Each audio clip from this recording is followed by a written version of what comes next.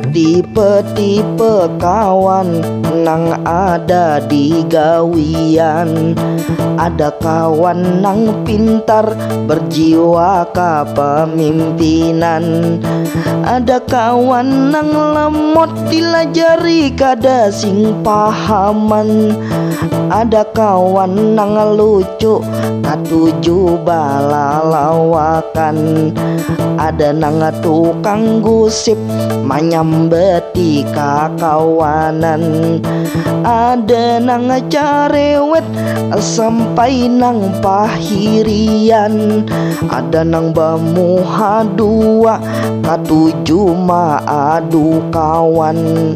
Nang paling bahaya nang katuju malapurakan, supaya di hadapan bos dianggap pahlawan perusahaan.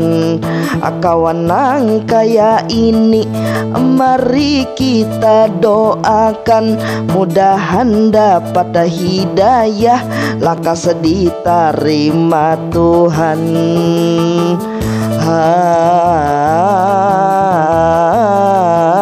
Amin.